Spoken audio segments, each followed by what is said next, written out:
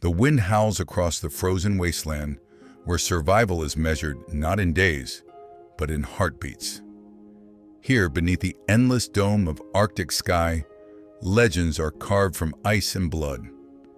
This is the story of Kodiak, a colossus whose very footsteps cracked the permafrost beneath him. At nearly 1,200 pounds of muscle and fury, he emerged from the depths of winter like a force of nature given flesh. His presence alone could silence the roar of blizzards and bend the will of every creature that dared share his domain. The year was 2019, when the ice sheets of Hudson Bay began their eternal dance with the seasons. As temperatures plummeted and the oceans surrendered to frost, the coastal waters transformed into a hunting ground unlike any other. Seals gathered beneath a frozen surface, their breathing holes marking territories that would soon become battlefields. It was here that Kodiak first announced his arrival, his massive frame casting shadows across the pristine white canvas that stretched beyond the horizon. From the moment he set paw on the newly formed ice, every predator within 50 miles felt the shift in power. Arctic foxes retreated to their dens without explanation. Wolves altered their migration patterns, circling wide around territories they had claimed for generations. Even the ravens, those fearless scavengers of the north, spoke his name in hushed calls that carried across the tundra like whispered warnings. Kodiak was not merely large. He was impossibly vast, a moving mountain whose black nose could detect the scent of prey from miles away. His coat, thick as armor and white as fresh snow, concealed muscles that rippled with every movement. When he walked, the ice groaned beneath his weight, and when he stood motionless, scanning the horizon, he resembled an ancient glacier that had learned to breathe. His eyes, dark as the Arctic night, held intelligence that spoke of countless winters survived and territories conquered. The coastline he chose to claim stretched for nearly 60 miles along the bay's eastern edge. Here, the currents created natural channels where seals surfaced to breathe, and the ice formed in patterns that provided both hunting grounds and shelter. It was prime real estate in a land where location meant the difference between feast and famine. Yet this territory had not been vacant when Kodiak arrived. 3 other males had patrolled these waters, each believing himself to be the undisputed ruler of his domain. The first encounter came at dawn when the sky burned crimson above the frozen sea. A rival bear, scarred from previous battles but still formidable at 800 pounds, had claimed a section of ice near the richest seal colonies. He was methodically working a breathing hole when Kodiak's silhouette appeared on the ridge above. The smaller bear raised his head, nostrils flaring as the scent of the newcomer reached him. For a moment, neither moved. The wind carried the tension between them like electricity before a storm. Kodiak descended the slope with deliberate slowness, each step a declaration of intent. He did not roar or charge. He simply walked forward with the confidence of inevitability itself. His massive head swayed slightly with each stride, and his shoulders rolled beneath his coat like tectonic plates shifting. The smaller bear watched this approach with growing unease, his own impressive frame suddenly appearing diminished against the approaching giant. When 30 yards separated them, Kodiak stopped. He stood perfectly still, allowing his presence to speak the language that all predators understand: size, strength, and absolute certainty. The message was clear without a single sound being made. This ice, these seals, this entire stretch of coastline now belonged to him. The challenger, despite his scars and experience, felt something primal stir in his chest. It was not fear exactly, but recognition. He was looking at an apex predator that operated on a level beyond his own understanding.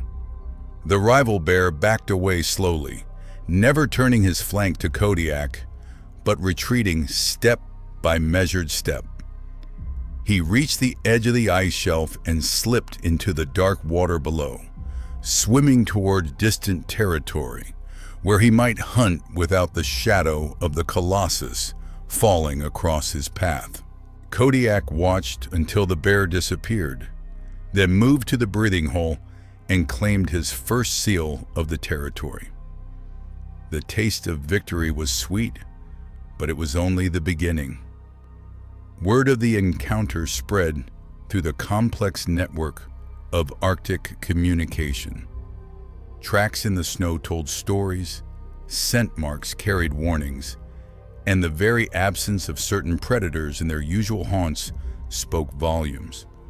The ravens, those eternal gossips of the wilderness, carried tales of the giant bear who had claimed the eastern coast. They described his size in terms that seemed impossible, his presence in words that bordered on myth. Within days, 2 more challengers tested his dominance. Each encounter followed a similar pattern. Kodiak would appear, massive and silent, allowing his physical presence to communicate what words could not. His competitors, seasoned survivors in their own right, recognized something in his bearing that spoke of absolute authority.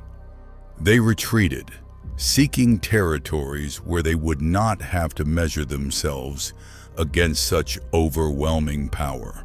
The coastline began to empty of rivals, but Kodiak's work was far from complete. Claiming territory was one thing. Holding it against the constant pressure of hunger, weather, and competition was another entirely. The Arctic demanded more than size. It required intelligence, endurance, and the ability to read the subtle signs that meant the difference between success and starvation. As the weeks passed, Kodiak established patterns that would define his reign. He patrolled the ice with methodical precision, marking his boundaries with scent and presence. His route covered the entire 60-mile coastline in a cycle that took 3 days to complete.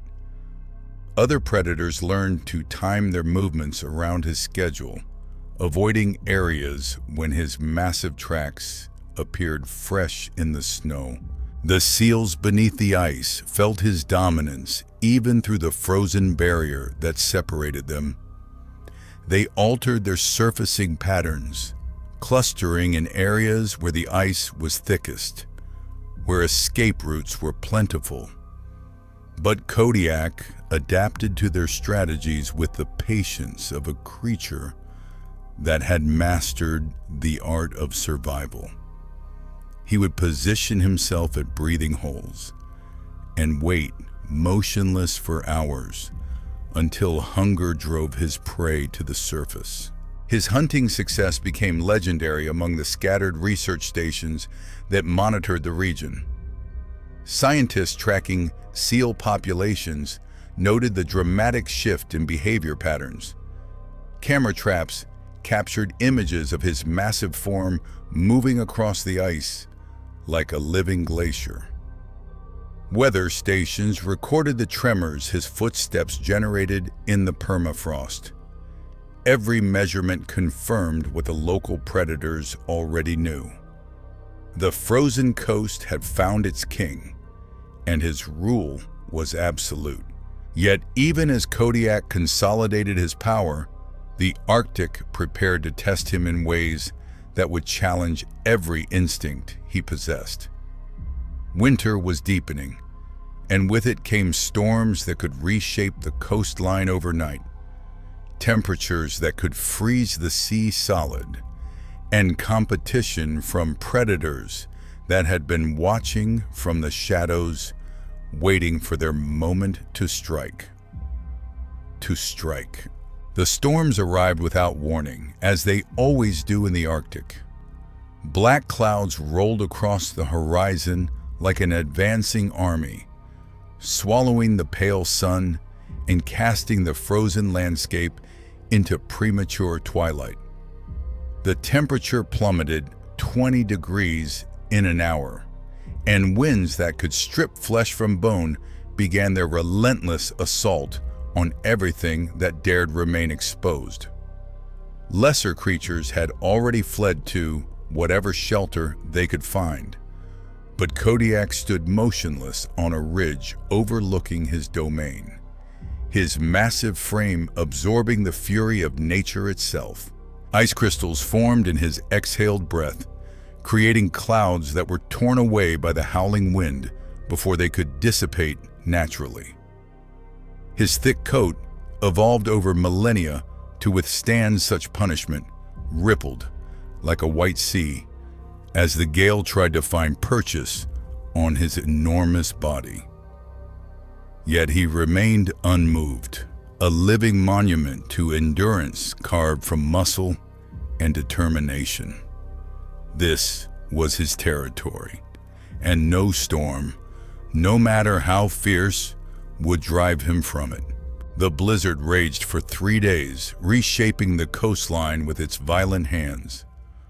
When the winds finally subsided and the sun broke through the clearing clouds, Kodiak began his inspection. Entire sections of ice had been broken apart and reformed. Breathing holes had been sealed shut or carved into new configurations.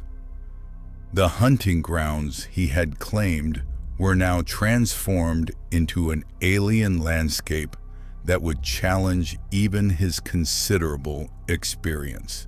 But adaptation was written into his very DNA. As he moved across the altered terrain, his dark eyes cataloged every change, his sensitive nose detecting the new scent patterns that would guide his hunting strategies. Where other predators might see chaos, Kodiak recognized opportunity. The storm had concentrated the seal populations into fewer accessible areas, creating zones of abundance for those clever enough to locate them.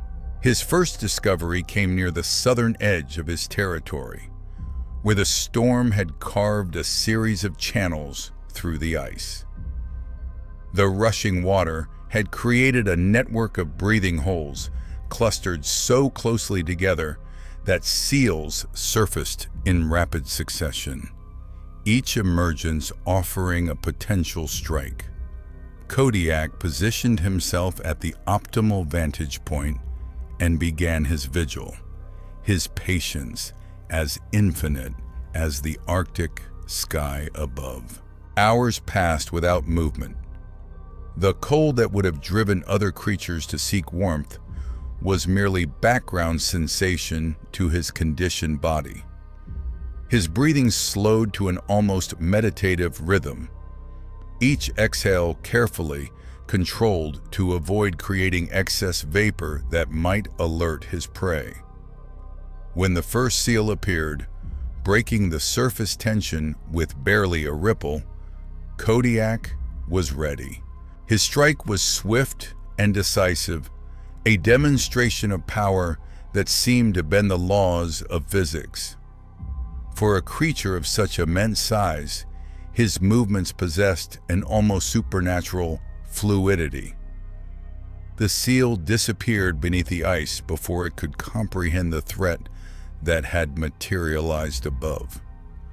Kodiak hauled his prize onto the frozen surface and began to feed, his success sending ripples of awareness through the ecosystem around him. Word of his continued dominance spread through the intricate communication networks of the Arctic. Tracks in the snow told stories of his expanding influence. Scent marks carried messages that warned potential competitors of the futility of challenging his rule. Even the hardy Arctic foxes, desperate for scraps, waited until he had moved on before approaching the remnants of his kills. Yet challenges still emerged from the periphery of his empire. A younger bear, driven by hunger and inexperience, appeared on the northern boundary of Kodiak's territory. This newcomer carried himself with the swagger of youth, his movements quick and aggressive, his roars echoing across the ice with reckless confidence. He had not yet learned the lesson that size and experience trump enthusiasm in the brutal mathematics of survival. The confrontation began, as they always did, with Kodiak's silent approach. He crested a snow-covered ridge like the rising sun, his silhouette blocking out the pale light behind him. The younger bear spotted him immediately and rose to his full height, attempting to match the giant's intimidating presence. At 700 pounds, he was formidable by any measure except the one that mattered most in this frozen arena. Kodiak descended toward his challenger with the inevitability of an avalanche. Each step was calculated, purposeful, designed to demonstrate the vast gulf that separated them. His massive head swayed with predatory grace, and his shoulders rippled beneath his coat with barely contained power. The younger bear's confident posture began to waver as the true scale of his opponent became apparent. When only 20 feet separated them, Kodiak stopped and fixed the intruder with a stare that seemed to peer into his very soul. No sound passed between them, but the communication was absolute. This was not a contest between equals. This was a lesson in hierarchy, delivered by a master who had never known defeat. The younger bear's aggressive stance crumbled as instinct overrode pride. The retreat began slowly, almost imperceptibly. A single step backward, then another, each movement an acknowledgement of superior force.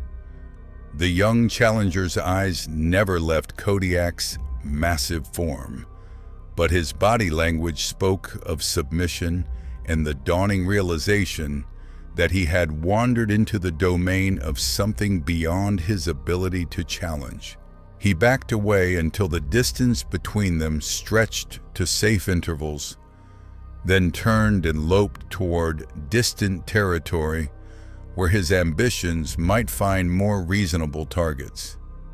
Kodiak watched until the retreating form disappeared into the white expanse, then resumed his patrol as if the interruption had been nothing more than a momentary distraction. His territory remained intact, his dominance unquestioned, his rule absolute. As winter deepened its grip on the Arctic, the challenges to his authority grew more subtle but no less dangerous. Food became scarcer, driving desperate predators to take risks they would normally avoid. The ice grew thicker but also more unstable, creating hunting conditions that demanded perfect timing and flawless judgment. Temperatures dropped to levels that could kill exposed flesh in minutes, testing the endurance of even the most adapted creatures. Through it all, Kodiak maintained his vigil over the frozen coast. His patrols continued with clockwork precision, his presence a constant reminder to all who shared his domain that this stretch of ice belonged to him. Scientists monitoring the region through satellite imagery noted the curious absence of other large predators in areas where his tracks appeared most frequently. The ecosystem had reorganized itself around his dominance, creating a natural hierarchy with Kodiak at its undisputed apex. His hunting success reached levels that defied normal expectations. Where other bears struggled to maintain their body weight through the harsh season, Kodiak seemed to grow even more massive. His techniques evolved with each successful strike, his understanding of seal behavior reaching depths that bordered on the supernatural. He could predict surfacing patterns with uncanny accuracy, position himself at optimal locations with mathematical precision.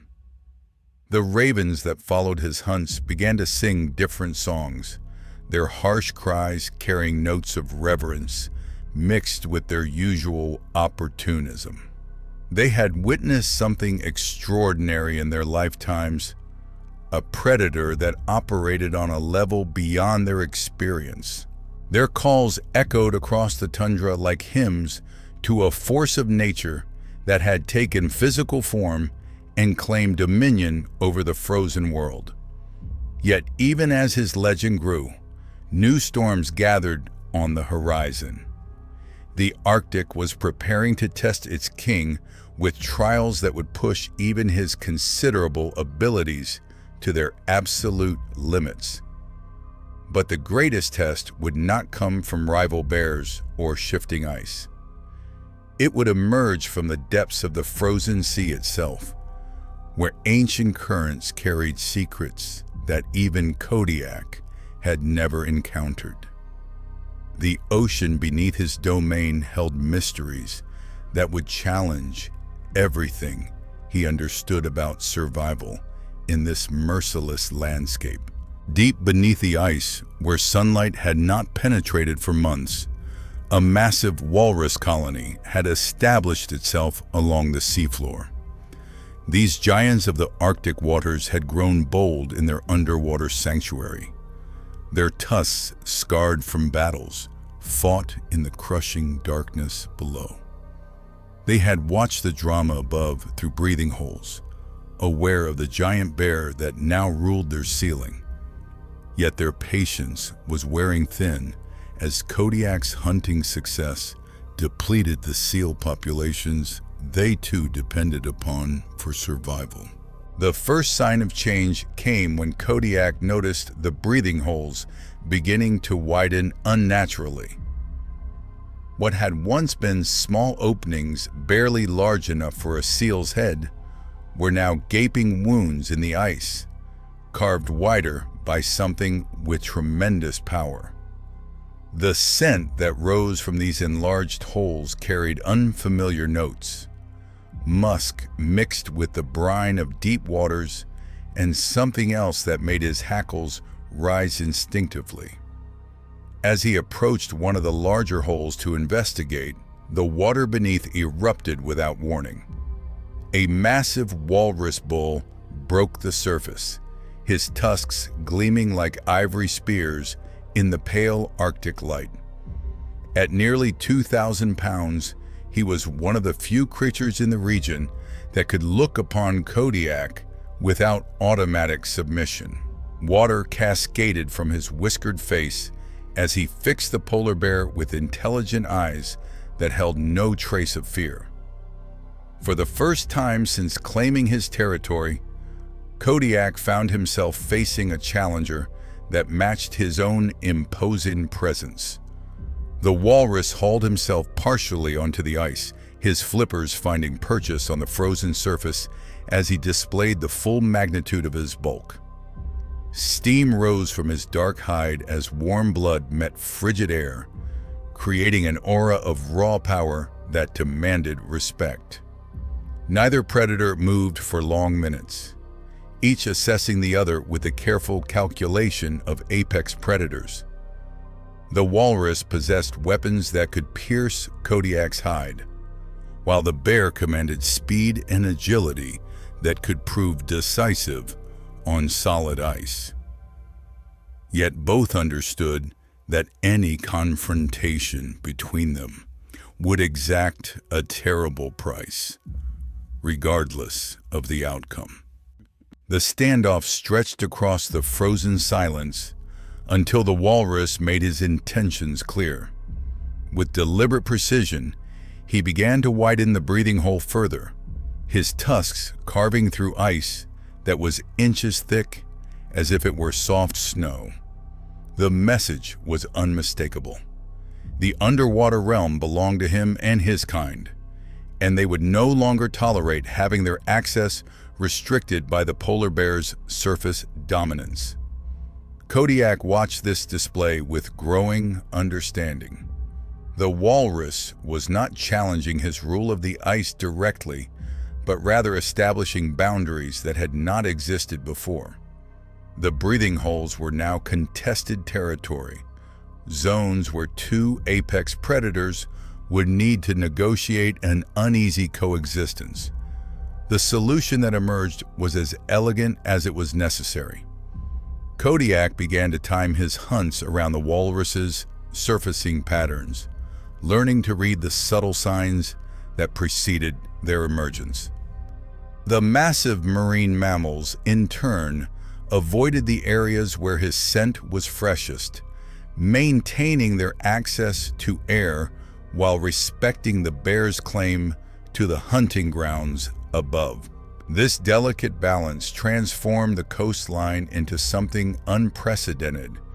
Where once a single predator had ruled absolutely, now two forces of nature shared dominion through careful negotiation and mutual respect. The ecosystem adapted to this new reality, with seal populations redistributing themselves across territories that were no longer solely under Kodiak's control. Yet even this arrangement faced constant testing as winter reached its brutal peak. Temperatures plunged to levels that challenged the endurance of every living thing, and the ice began to sing with stress fractures that echoed across the landscape like the groaning of giants. The breathing holes, carved wider by the walruses, became critical lifelines for all marine life as other access points froze solid. During these harshest weeks, Kodiak's true mastery revealed itself not in dominance, but in adaptation. He learned to hunt in the narrow windows between walrus emergences, his timing so precise that he could secure prey and retreat before the marine giants surfaced. His understanding of the ice conditions reached levels that bordered on the supernatural, allowing him to predict where new breathing holes would form and position himself accordingly. The ravens that chronicled his reign began to sing of something more complex than simple dominance. They spoke of intelligence that transcended brute force, of a predator who had evolved beyond the crude mathematics of size and strength.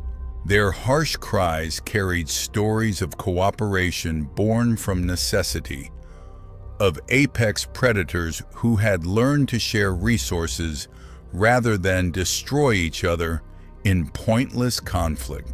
As the deepest cold settled over the Arctic, Kodiak's territory had become something unprecedented in the natural world.